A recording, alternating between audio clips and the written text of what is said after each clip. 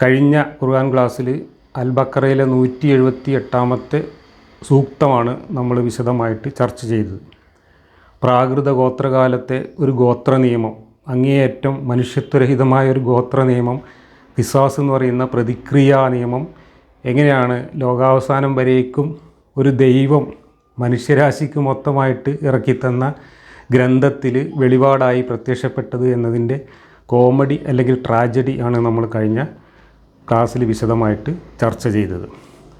അതിൻ്റെ തുടർച്ചയായിട്ട് വന്നിട്ടുള്ള അടുത്ത വാക്യത്തിൽ ഇങ്ങനെ ഒരു നിയമം നടപ്പിലാക്കിയതിൻ്റെ പ്രാധാന്യം അല്ലെങ്കിൽ അതിൻ്റെ യുക്തി അവതരിപ്പിക്കുന്നുണ്ട്. അതുകൂടെ ഞാൻ വായിക്കാം. 179 ഖിസാസ് അഥവാ പ്രതിക്രിയ നടത്തുന്നതിൽ നിങ്ങൾക്ക് ഹേ ബുദ്ധിമാന്മാരെ ഒരു ജീവിതമുണ്ടായിരിക്കും, നിങ്ങൾ സൂക്ഷ്മത പാലിച്ചേക്കാവുന്നതാണ്. ഇതിലാണ് അതിൻ്റെ യുക്തി അടങ്ങിയിട്ടുള്ളത്. വ്യാഖ്യാനങ്ങൾ പറയുന്നത് ഖിസാസ് പേടിച്ചിട്ട് കൊലപാതകം ചെയ്യാൻ ആരും മുതിരുകയില്ല, അതുകൊണ്ട് എല്ലാവർക്കും സുരക്ഷിതത്വം ലഭിക്കുന്നതിന് വേണ്ടിയാണ് അള്ളാഹു ഇങ്ങനൊരു നിയമം ഇറക്കി തന്നത് എന്നാണ്. ഈ പറഞ്ഞത് ശുദ്ധ അസംബന്ധമാണ്. കാരണം കൊലപാതകികളായ ആളുകൾക്ക് അതിൽ നിന്ന് പിന്തിരിയാനുള്ള യാതൊരു പ്രോത്സാഹനവും ഖിസാസ് നിയമത്തിൽ ഇല്ല എന്നത് തന്നെയാണ്. ഞാൻ വിശദീകരിക്കാം. നേരെ മറിച്ച് ഇവരൊക്കെ വ്യാഖ്യാനിച്ചതുപോലെ, ദുർവ്യാഖ്യാനം നടത്തിയതുപോലെ കൊലപാതകയ്ക്ക് വധശിക്ഷ എന്നാണ് പറഞ്ഞിരുന്നതെങ്കിൽ ഓരോരുത്തരും കൊല്ലാൻ പോകുമ്പോൾ താൻ കൊല്ലാൻ പോയാൽ തനിക്കും അതേ ഗതി വരുമെന്ന് ചിന്തിച്ചിട്ടെങ്കിലും അതിൽ നിന്ന് പിന്തിരിയാൻ സാധ്യതയുണ്ട്. പക്ഷേ ഖിസാസ് അങ്ങനെയല്ല. ഖിസാസ് കൊല്ലപ്പെട്ടവന് പകരം കൊല്ലപ്പെട്ടവൻ്റെ അല്ലെങ്കിൽ കൊല്ലപ്പെട്ടവരുടെ തുല്യ മൂല്യമുള്ള മറ്റൊരു നിരപരാധിയെ കൊല്ലാനാണ് പറയുന്നത്. അങ്ങനെയാണെങ്കിൽ കൊലപാതകത്തിന് അത് പ്രോത്സാഹനമാവുകയുള്ളൂ.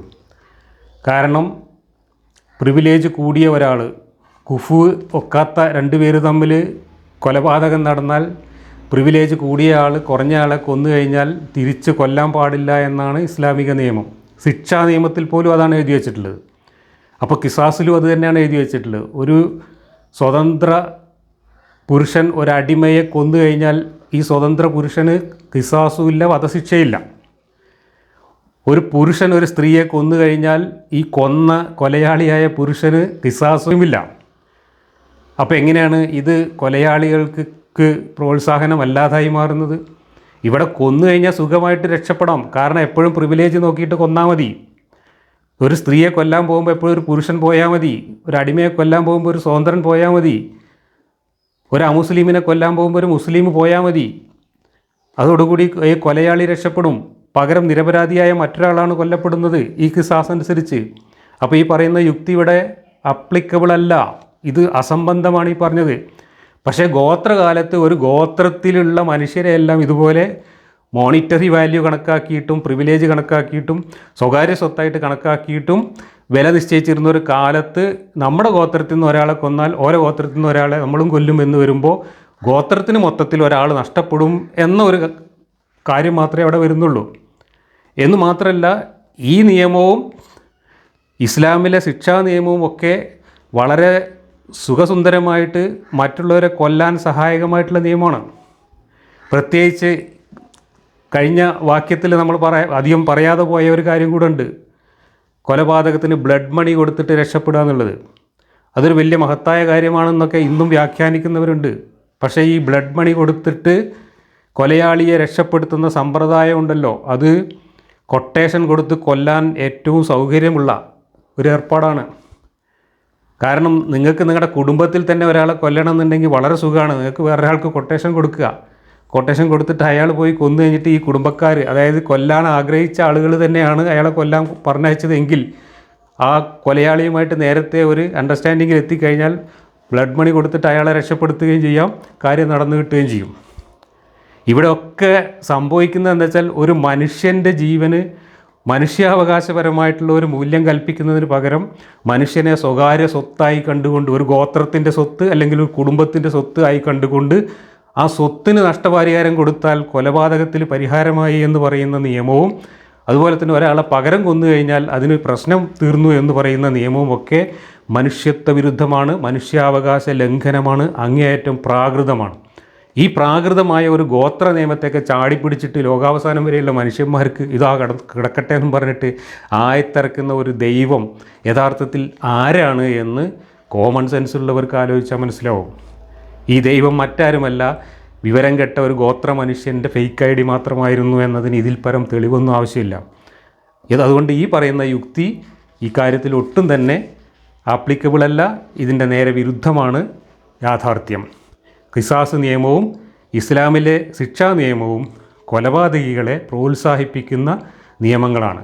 പ്രിവിലേജ് കൂടിയ ആൾ പ്രിവിലേജ് കുറഞ്ഞ ആളെ കൊന്നാൽ പകരം വധശിക്ഷയില്ല എന്ന് പറയുന്നതോടുകൂടി തന്നെ സമൂഹത്തിൽ പാവപ്പെട്ട മനുഷ്യരെയും പ്രിവിലേജ് കുറഞ്ഞ മനുഷ്യരെയും ഒക്കെ യഥേഷ്ടം കൊല്ലാനുള്ള അധികാരം പ്രിവിലേജ് കൂടിയ ആളുകൾക്ക് നൽകുകയാണ് ഇസ്ലാം ചെയ്യുന്നത്. അത് ഖിസാസ് നിയമമായാലും ശരി, ശിക്ഷാ നിയമമായാലും ശരി. കഴിഞ്ഞ ക്ലാസ്സിൽ ഞാൻ ഈ പ്രതിക്രിയാ നിയമത്തിന് ഒരു ബദൽ എഴുതി അവതരിപ്പിച്ചുകൊണ്ടാണ് എൻ്റെ ക്ലാസ് അവസാനിപ്പിച്ചത്. ആ എഴുതി അവതരിപ്പിച്ച ബദൽ സൂക്തം അള്ളാഹുവിൻ്റെ ഈ ഖുർആൻ വാക്യത്തിലെ അസംബന്ധത്തിനെതിരായിട്ട് ഇന്നത്തെ കാലത്ത് ഒരു സ്വതന്ത്ര ചിന്തകൻ എന്ന നിലക്ക് അവതരിപ്പിക്കാവുന്ന ഒരു ബദൽ സൂക്തം ഞാൻ അവതരിപ്പിക്കാം. അത് ഞാൻ കഴിഞ്ഞ ക്ലാസ്സിൽ എഴുതി കാണിച്ചതാണ്. ഞാനതൊരിക്കൽ കൂടെ കാണിക്കാം, വായിക്കാം. കൊലപാതകം നടന്നാൽ കൊലയാളിക്കും കൂട്ടുനിന്നവർക്കും ഉചിതമായ ശിക്ഷ നൽകുക. ഖിസാസിൻ്റെ പേരിൽ നിരപരാധികളായ മനുഷ്യരെ കൊല്ലുന്നത് തനി തെമ്മാടിത്തമാണ്. ഈ തെമ്മാടിത്തം നിർദ്ദേശിക്കുന്ന അള്ളാഹു ദൈവമല്ല തീർച്ച.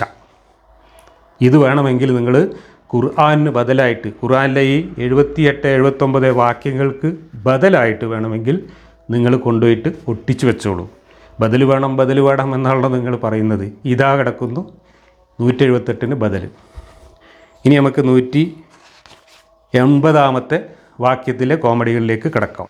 180 വാക്യത്തിലേക്ക് കടന്നാലും നമുക്ക് ബോധ്യപ്പെടുന്നത് അള്ളാഹു എന്ന് പറയുന്ന ദൈവത്തിൻ്റെ പിടിപ്പുകേടും യുക്തിരാഹിത്യവും തന്നെയാണ്.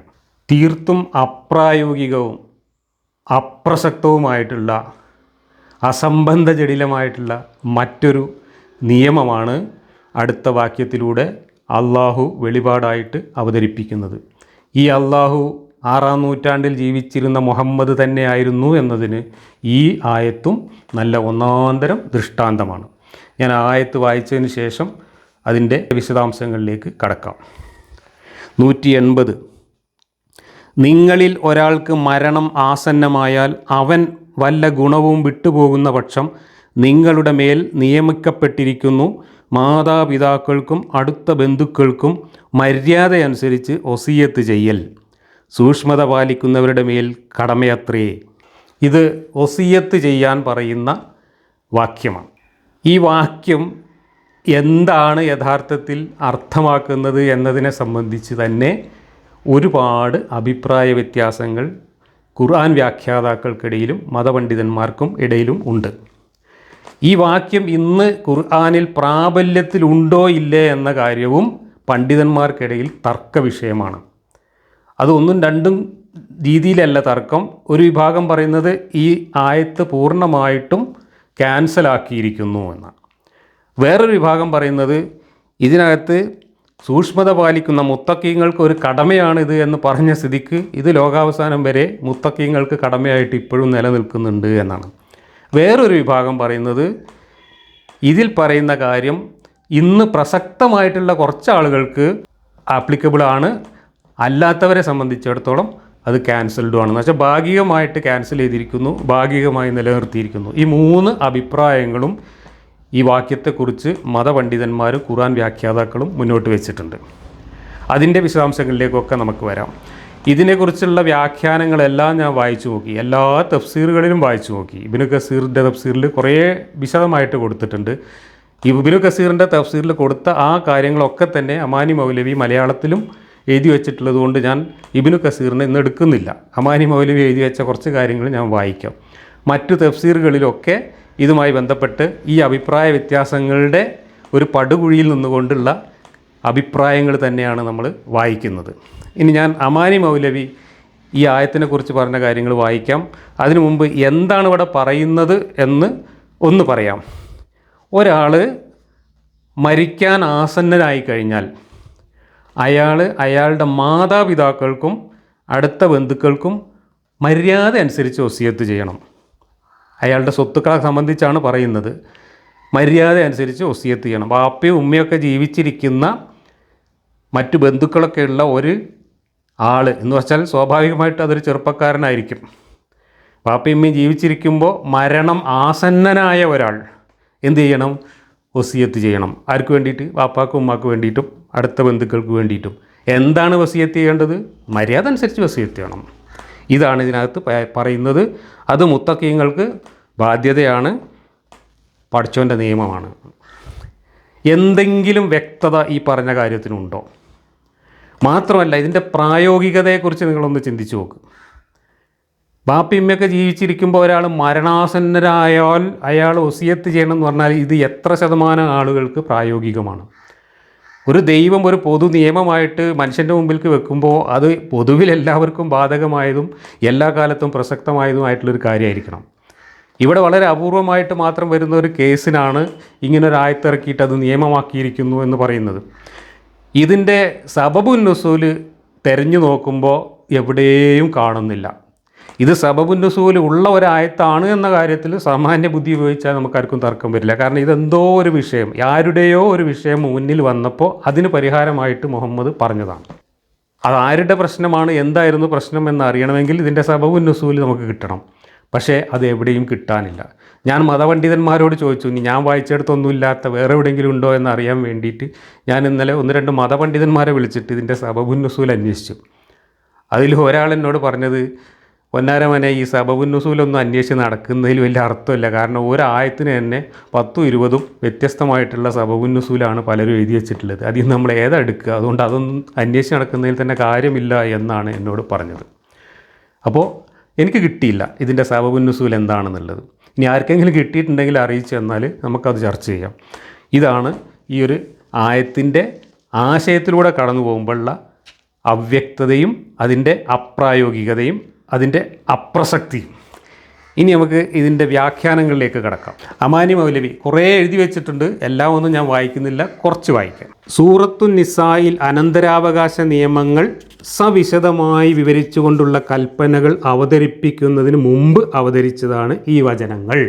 ആ വാചകത്തിൽ തന്നെ ഒരു വലിയ തെറ്റുണ്ട്.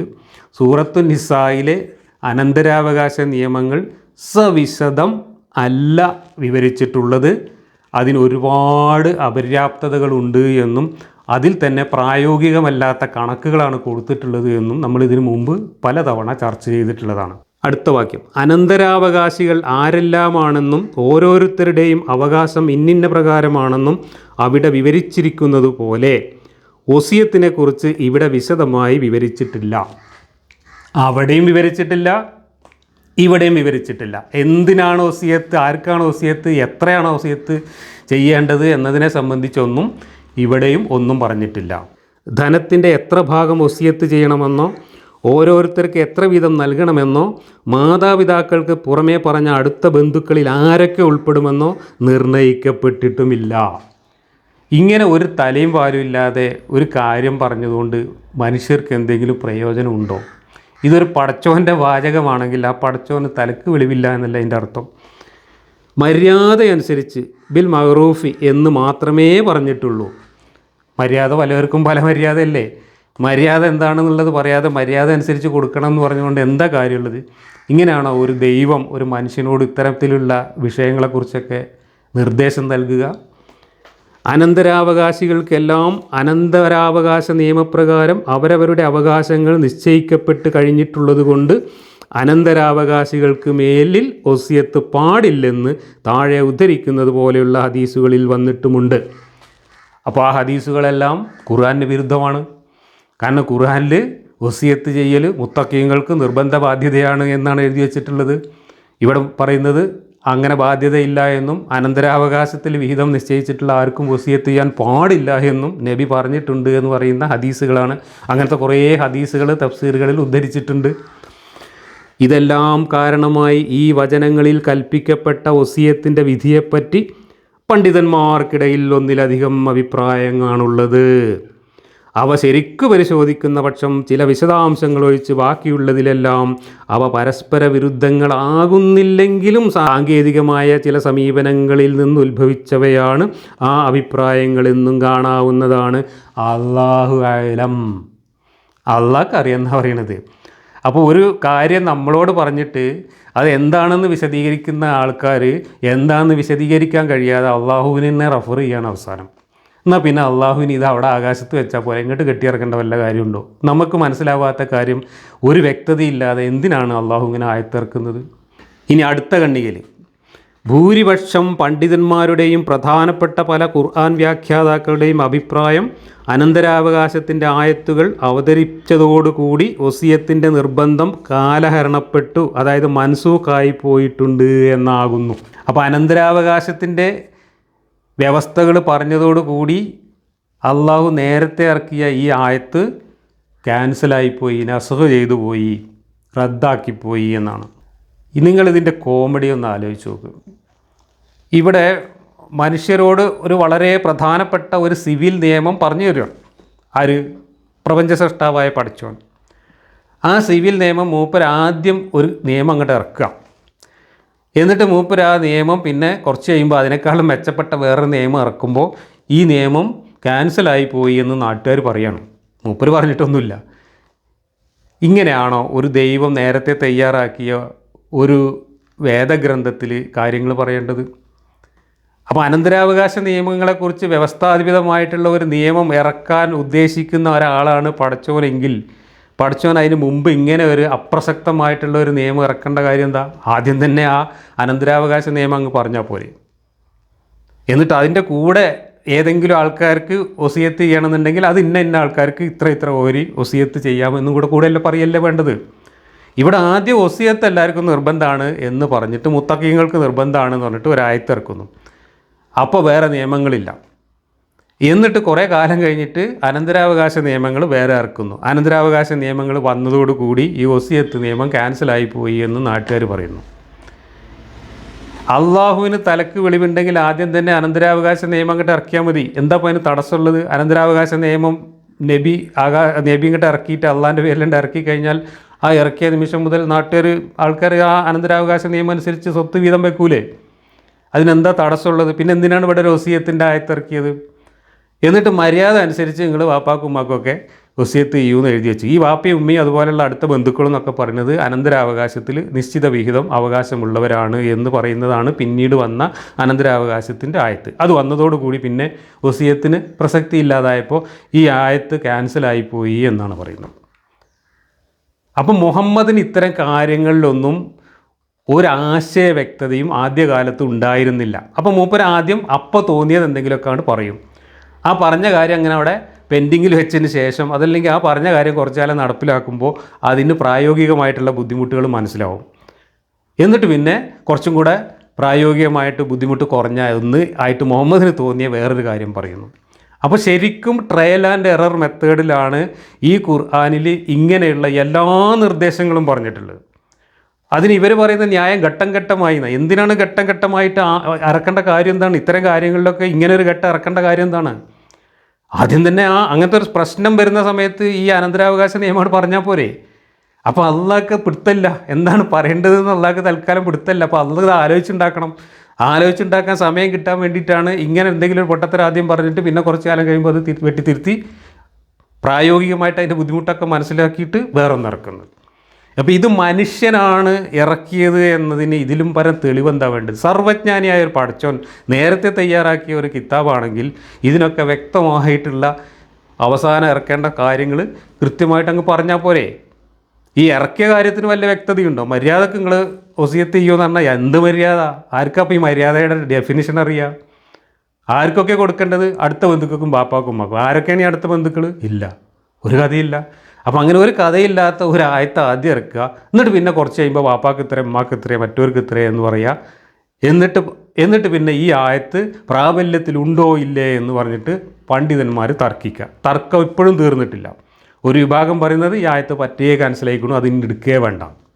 വേറെ വിഭാഗം പറയുന്നു അതിൽ അനന്തരാവകാശം ഇല്ലാത്ത ആൾക്കാരുണ്ട്, അവർക്ക് വസിയത്ത് ചെയ്യാം എന്ന് പറയുന്നു.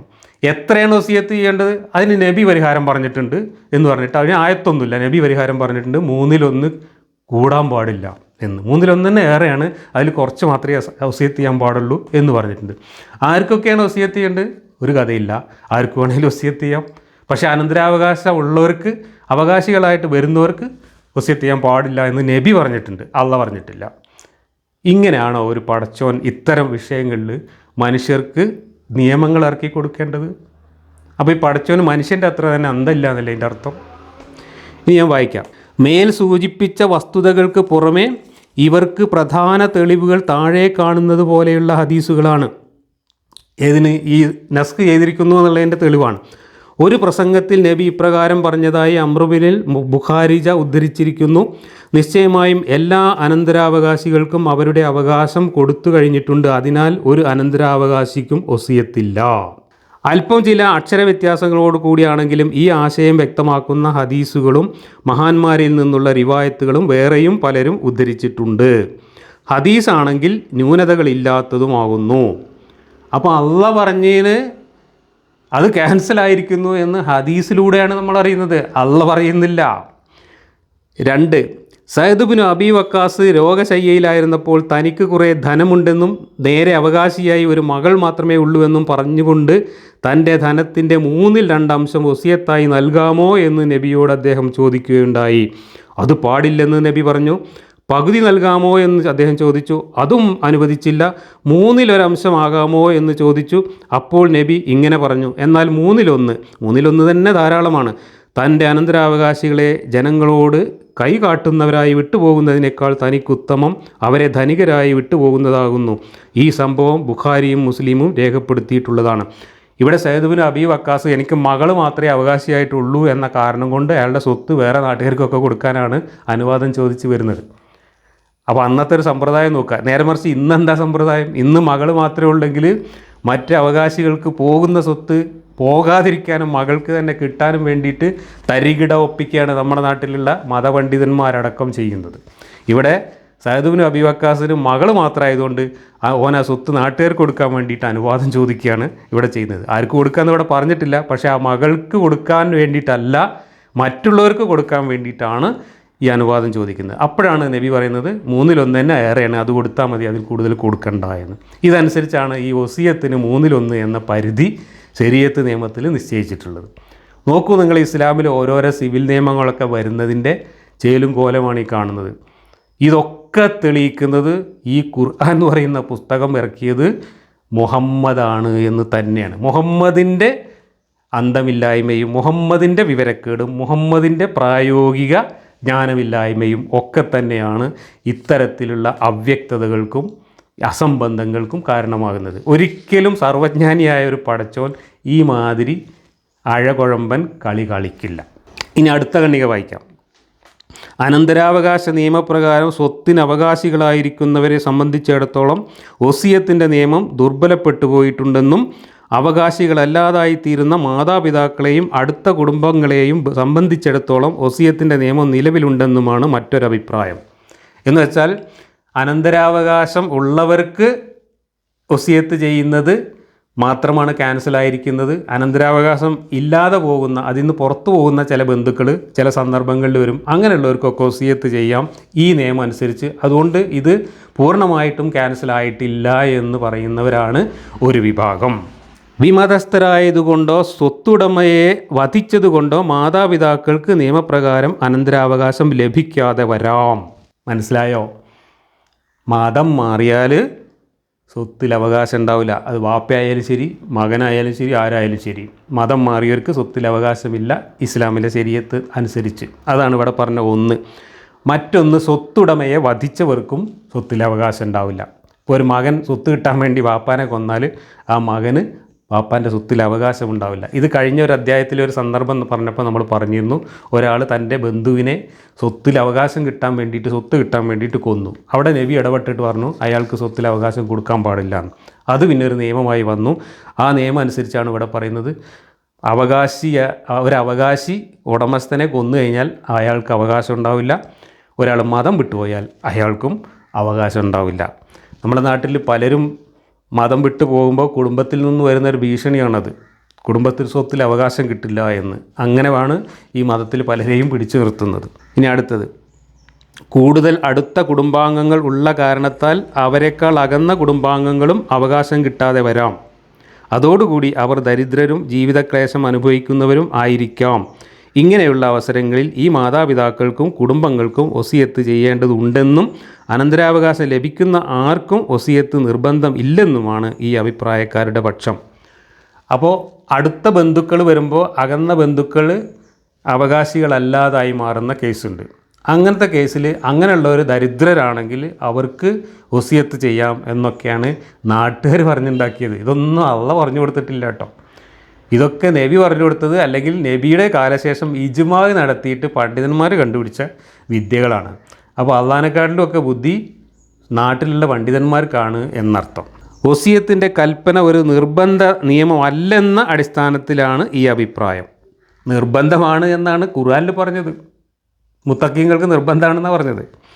അനന്തരാവകാശ നിയമം കൊണ്ട് വസിയത്തിൻ്റെ നിയമം ദുർബലപ്പെടുത്തപ്പെടുകയല്ല ചെയ്തിരിക്കുന്നത് എന്നും വസിയത്തിൻ്റെ നിയമം പ്രാവർത്തികമാക്കുന്നതിൻ്റെ ഒരു വിശദീകരണം മാത്രമാണ് അനന്തരാവകാശ നിയമങ്ങളുമെന്നാണ് വേറെ ചിലർ പറയുന്നത്. അപ്പോൾ പ്രാബല്യത്തിലുള്ളത് വസിയത്ത് നിയമമാണെന്നും അത് എത്രയാണ്, എങ്ങനെയാണ് വസിയത്ത് ചെയ്യേണ്ടത് എന്നതിൻ്റെ വിശദീകരണമാണ് അനന്തരാവകാശ നിയമം എന്നും വ്യാഖ്യാനിക്കുന്നവരും ഉണ്ട്. അപ്പോൾ അനന്തരാവകാശ നിയമം അല്ല പ്രധാനം, വസിയത്ത് നിയമമാണ് പ്രധാനം. വസിയത്ത് എത്രയാണ് ചെയ്യേണ്ടത് എന്നതിനാണ് അനന്തരാവകാശ നിയമങ്ങൾ വന്നിട്ടുള്ളത് എന്ന് വ്യാഖ്യാനിക്കുന്നവരും ഉണ്ട്. അപ്പോൾ ഒരു സിവിൽ നിയമം അള്ളാഹ് എന്ന് പറയുന്ന പടച്ചവൻ പറഞ്ഞു തന്നിട്ട് അത് 2-3 തരത്തിലുള്ള അഭിപ്രായങ്ങളായിട്ട് ഭിന്നിച്ചു പോയിട്ടുണ്ട് എന്നർത്ഥം. അള്ളാഹ് പറഞ്ഞു കൊടുക്കുന്നതിൻ്റെ കോലമാണ് അത്. ഇനി അടുത്ത ഖണ്ഡിക, മേൽക്കണ്ട അഭിപ്രായങ്ങളും അവയുടെ ഏതാനും തെളിവുകളും ചൂണ്ടിക്കാട്ടിയ ശേഷം ഇബ്നു കസീർ ചെയ്ത ഒരു പ്രസ്താവന ശ്രദ്ധേയമാകുന്നു. അതിങ്ങനെ ഉദ്ധരിക്കാം: വസിയത്തിൻ്റെ നിയമം ഒരു നിർബന്ധ നിയമം തന്നെ ആയിരുന്നു എന്നാണ് ചിലർ പറയുന്നത്. അതുതന്നെയാണ് ആയത്തിൻ്റെ വാചകങ്ങളിൽ നിന്ന് വ്യക്തമാകുന്നതും. അപ്പോൾ ഖുർആൻ വ്യാഖ്യാതാക്കളിൽ അധികം ആളുകളും ഫുഖഹാക്കളിൽ കാര്യപ്പെട്ടവരായ ആളുകളും പറയുന്നത് പോലെ ഇത് വസിയത്തിൻ്റെ ഈ ആയത്ത് അനന്തരാവകാശത്തിൻ്റെ ആയത്ത് മുഖേന മൻസൂഖായിരിക്കുകയാണ് എന്ന് തീർച്ചപ്പെടുന്നു.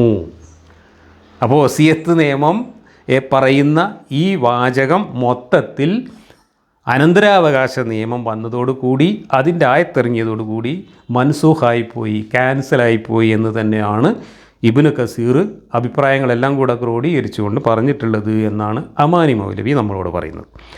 കാരണം അനന്തരാവകാശികളായി വരുന്ന മാതാപിതാക്കൾക്കും അടുത്ത കുടുംബാംഗങ്ങൾക്കും വസിയത്ത് ചെയ്യുന്നതിൻ്റെ നിർബന്ധം ദുർബലപ്പെട്ടു പോയിട്ടുണ്ടെന്ന് ഇജ്മാ ഉള്ളതാകുന്നു.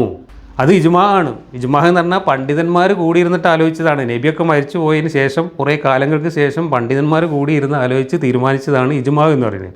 ആ ഇജ്മാ അനുസരിച്ച് വസിയത്ത് ചെയ്യുമ്പോൾ അനന്തരാവകാശം ഉള്ള ആളുകൾക്ക് വസിയത്ത് ചെയ്യാൻ പാടില്ല എന്ന് തീരുമാനിച്ചതാണ്. വസിയത്ത് ചെയ്യുന്നതിൻ്റെ നിർബന്ധം ദുർബലപ്പെട്ടു പോയിട്ടുണ്ട് എന്നാണ് ഇജ്മാ. അതുകൊണ്ട് അനന്തരാവകാശം എടുത്താൽ മതി, വസിയത്ത് എടുക്കണ്ട. അത്രയുമല്ല, എല്ലാ അനന്തരാവകാശികൾക്കും അവരുടെ അവകാശം അള്ളാഹു കൊടുത്തിട്ടുണ്ട്.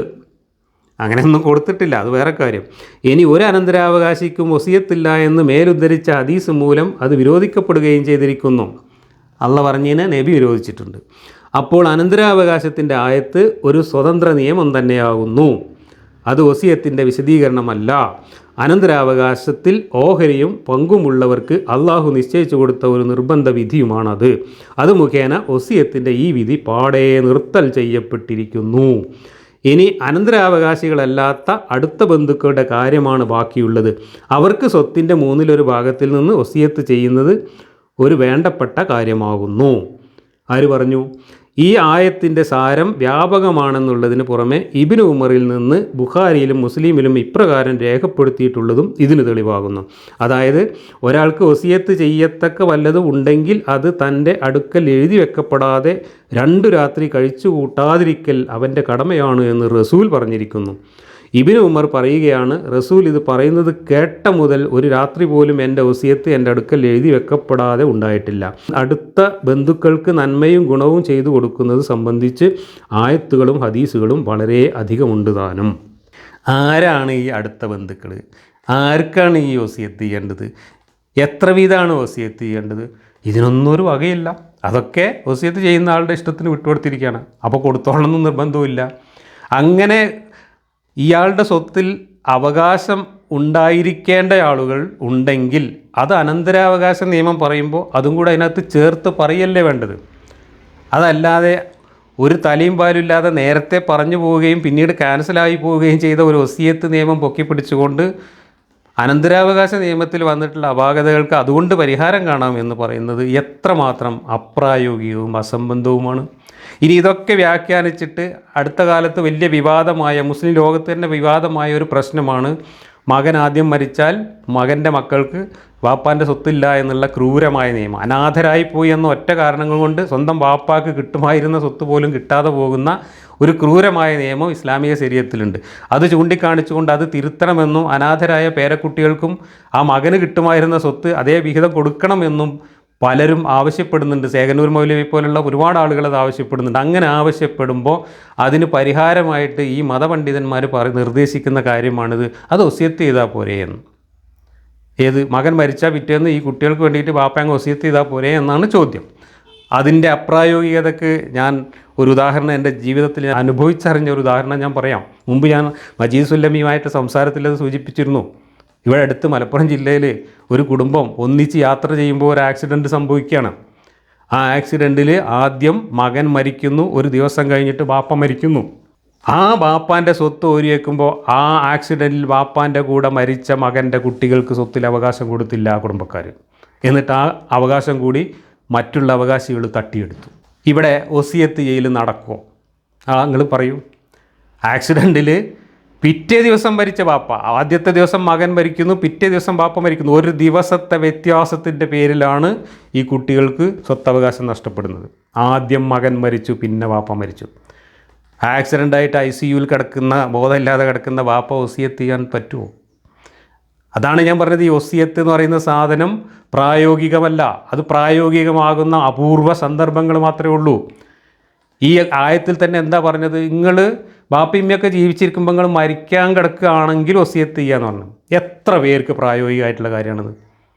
ആരാണ് ബാപ്പിയമ്മയൊക്കെ ജീവിച്ചിരിക്കുന്ന പ്രായത്തിൽ ഞാനിപ്പോൾ മരിക്കാൻ പോകുക എന്ന് ഉറപ്പിച്ചുകൊണ്ട് വസിയത്ത് എഴുതാൻ പോകുന്നത്?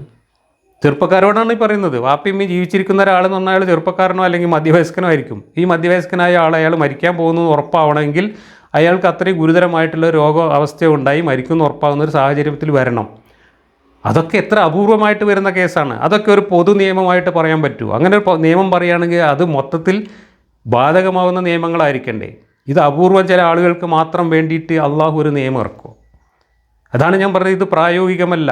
വസിയത്ത് ചെയ്യുക എന്നുള്ളത് പ്രായോഗികമല്ല. ഇവിടെ തന്നെ എന്താ പറയുന്നത്? 2 രാത്രി ഞാൻ കടന്നുറങ്ങൂലായിരുന്നു വസിയത്ത് മാറ്റി എഴുതാതെ. നടക്കുന്ന കാര്യമാണ്. അപ്പോൾ അത് എല്ലാ ദിവസവും നമുക്ക് സ്വത്തുക്കൾ വന്നുകൊണ്ടിരിക്കും, പോയിക്കൊണ്ടിരിക്കും.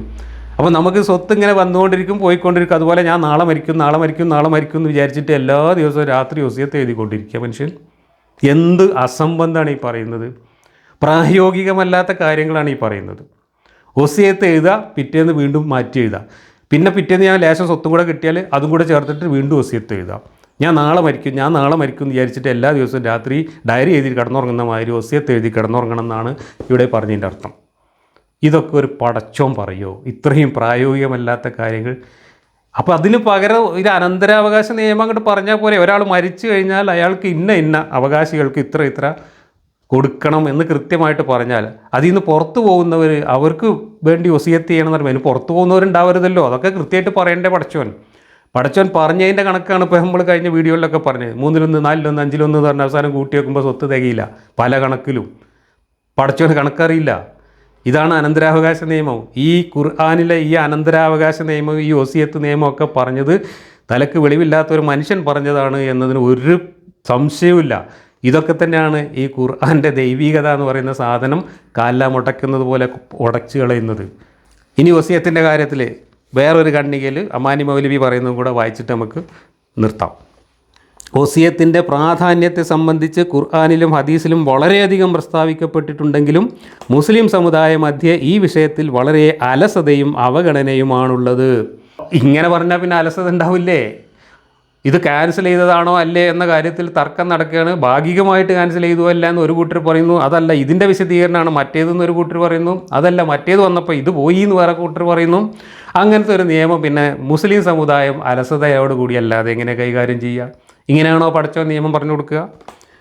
വസിയത്ത് ചെയ്യുന്നവരിൽ പോലും ചിലർ അവകാശികളെ തോൽപ്പിക്കുക മുതലായ ചില ദുരുദ്ദേശങ്ങൾ വെച്ചുകൊണ്ട് അത് ചെയ്യുന്നവരും ദുർലഭമല്ല.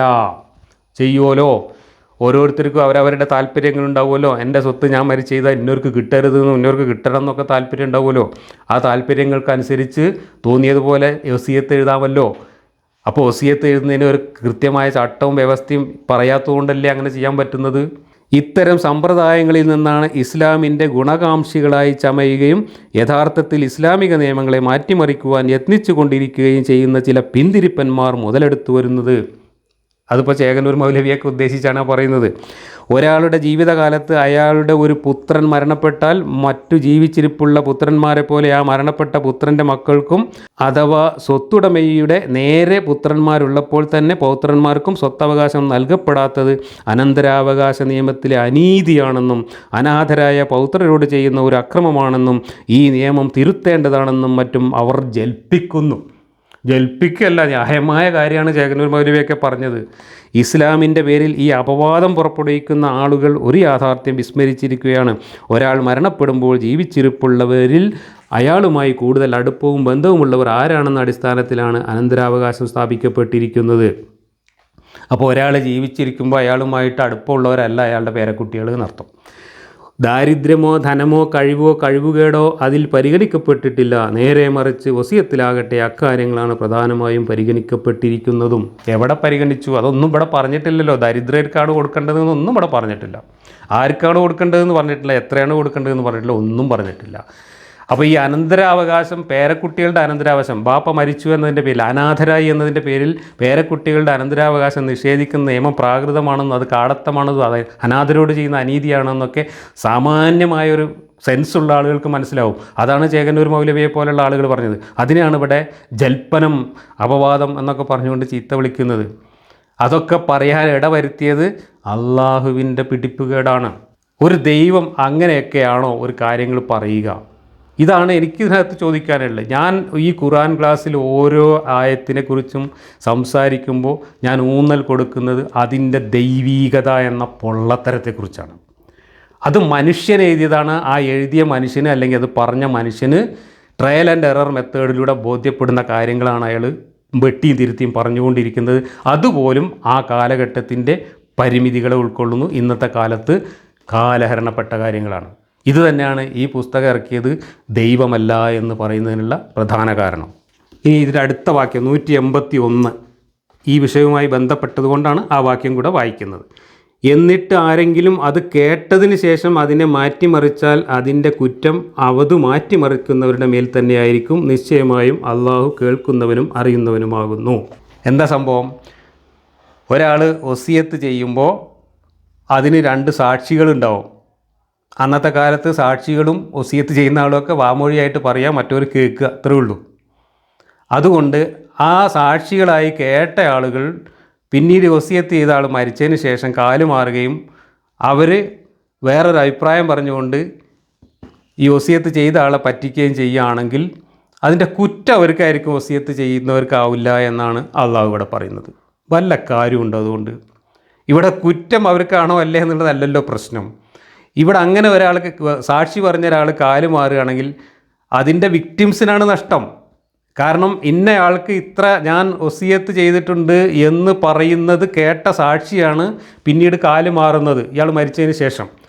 അങ്ങനെ കാല് മാറിയയാൾക്ക് അള്ളാഹ് നരകത്തിൽ ശിക്ഷ കൊടുത്തതുകൊണ്ട് ഈ കാല് മാറിയത് മൂലം ഈ വസിയത്ത് ചെയ്യപ്പെട്ട സ്വത്ത് നഷ്ടപ്പെട്ടു പോയ വിക്ടിംസിന് എന്ത് കാര്യമുള്ളത്? മറ്റയാൾ നരകത്തിൽ കിടന്നുകൊണ്ട് ഇവർക്ക് സ്വത്ത് കിട്ടുമോ? ഇപ്പോൾ ഒരാൾ മരിക്കുമ്പോൾ അയാളുടെ അനാഥരായ പേരക്കുട്ടികൾക്ക് വസിയത്ത് ചെയ്തു എന്ന് വിചാരിക്കാം. നബീൻ്റെ കാലത്തെ കാര്യമാണ് ഈ പറയുന്നത്, ഇന്നത്തെ കാര്യമല്ല. അതിലേക്ക് ഞാൻ വരാം. അവിടെ പഠിച്ചവനെ പറ്റിയുള്ള അബദ്ധം പറയാം. അപ്പോൾ ഒരാൾ മകൻ ആദ്യം മരിച്ചതുകൊണ്ട് ആ മകൻ്റെ കുട്ടികൾക്ക് എൻ്റെ സ്വത്തിൽ ഇത്ര വസിയത്ത് ചെയ്തു. 1/3 വസിയത്ത് ചെയ്യാൻ പാടില്ല.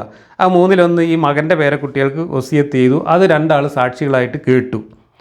ആ കേട്ടവർ പിന്നെ ഇയാൾ മരിച്ചതിന് ശേഷം പറയാണ് അയാൾ വസിയത്ത് ചെയ്തിട്ടില്ല, അയാൾ അവർക്കല്ല വസിയത്ത് ചെയ്തത്, വേറെ ആൾക്കാണെന്ന് പറഞ്ഞിട്ട് ചിലപ്പോൾ ഇയാളുടെ ബന്ധുക്കൾക്കോ വസിയത്ത് ചെയ്തെന്ന് പറഞ്ഞിട്ട് അയാൾക്ക് ആ സ്വത്ത് തട്ടിയെടുക്കാം, ഞാനാണ് സാക്ഷി എന്ന് പറഞ്ഞിട്ട്.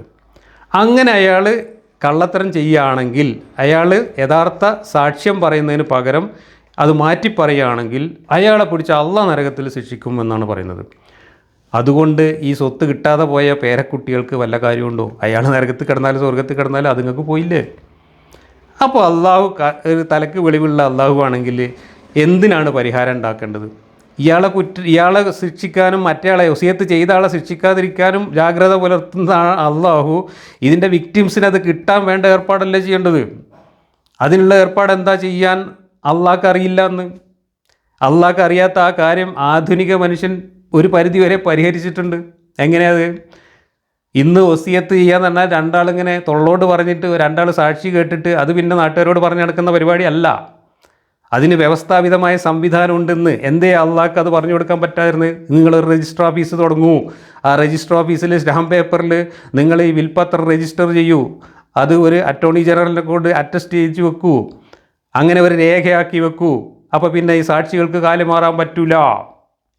ഇതാണ് ഇന്നത്തെ നിയമം. ഇതാണ് ഇന്ന് നമ്മുടെ നാട്ടിൽ നടപ്പിലുള്ള നിയമം. നമ്മൾ ഇത്തരം കാര്യങ്ങളൊക്കെ രേഖകൾ ഉണ്ടാക്കി വെക്കുന്നു.